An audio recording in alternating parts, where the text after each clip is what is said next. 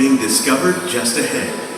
To help us maintain these carefully controlled ecosystems, and for your safety, please remain seated in your boat at all times.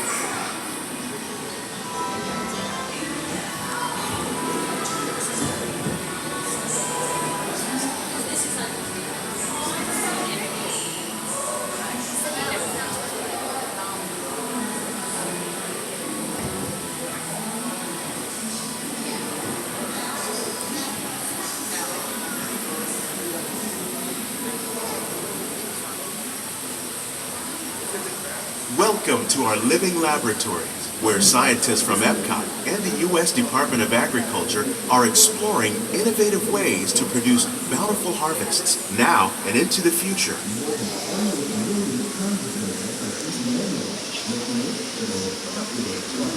The tropics are home to the greatest diversity of plants on the planet. Many of these, like papaya, bananas, cacao, coffee, and rice, are well known around the world. These are just a few of the edible plants that have been an important source of nutrition for people living in the tropics. Many are rich in vitamins and minerals, while others are well adapted to growing in less than ideal conditions. Some, like the water lily, thrive in wet, swampy areas and waterways. All parts of this plant, even the flower petals, are edible. The starchy root of the plant has long been used to make flour for baking.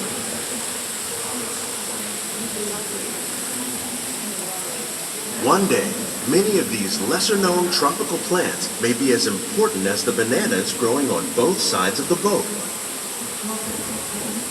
More than 28 million tons of bananas are eaten annually, making it the most popular fruit in the world.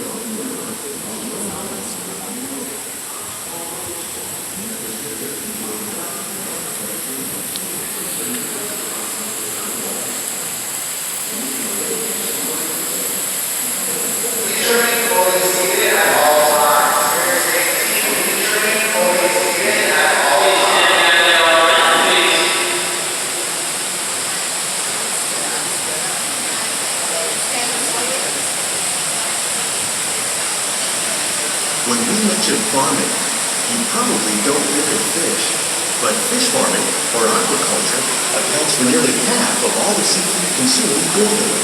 Tilapia, bass, and catfish, like the ones you see here, are three of the more popular crops raised by fish farmers. The sustainable system we're using here recycles the water in the tanks.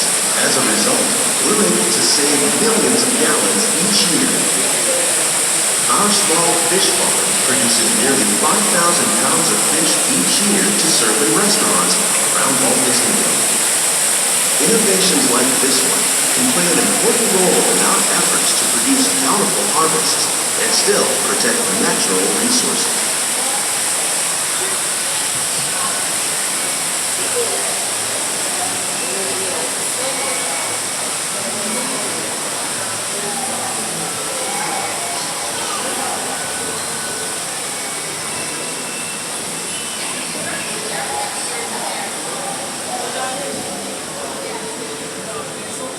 While there are more than 50,000 edible plant species in the world, most of us are only familiar with the handful that make up our everyday diet. The common grains growing here, wheat, maize, sorghum, and millet, plus rice, account for nearly 2/3 of our global food consumption.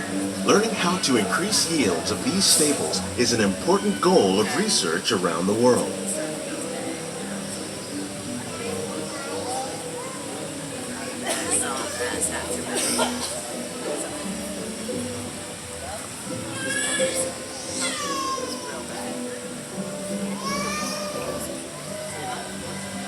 These plants are definitely on their way up. Innovative growing techniques like these increase yields while more efficiently using resources like water, fertilizer, and pesticides. Another innovation at work here is our integrated pest management program. By populating our greenhouses with beneficial insects that prey on harmful pests, like aphids and flies, we are significantly reducing our reliance on conventional pesticides.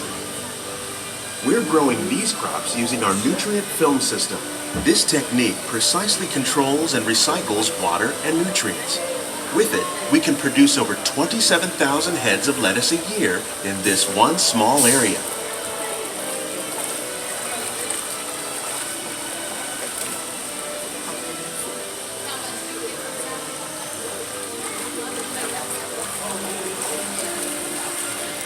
Some of our best ideas have been inspired by nature, like these fruit and vegetable trees.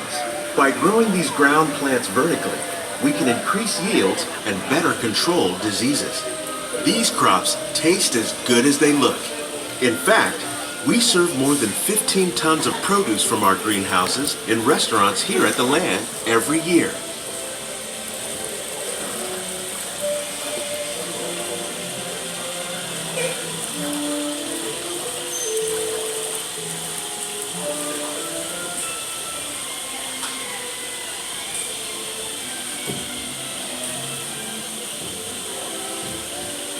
The future of agriculture may include innovative ideas like this vertical growing system. Plants grown in this way use a fraction of the space required by traditional growing methods. That saves water and increases production. The aquaponics system on your left combines hydroponics with aquaculture. The fish provide a natural source of fertilizer for the plants, and the plants help keep the water clean for the fish. It's another great way to produce more while using less. In our lab, Epcot scientists are working with the U.S. Department of Agriculture on a number of innovative projects. The goal of these efforts is to produce higher yielding and better